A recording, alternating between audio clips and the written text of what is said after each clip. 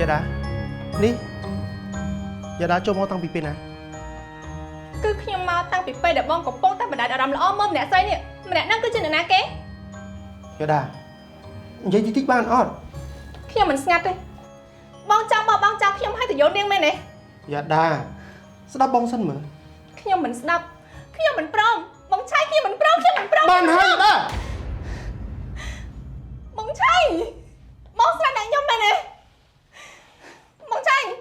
បងឆៃជួយពីបងឆៃបានហើយយ៉ាដាប្រពន្ធរបស់បងមិនដែលធ្វើចរិតបែបនេះទេហើយបងក៏មិនដែលចង់ឲ្យនរណាមកត្រួតជីវិតរបស់បងដែរបើយ៉ាដាមិនចង់ឲ្យមានលុយចាយឈប់ធ្វើចរិតបែបហ្នឹង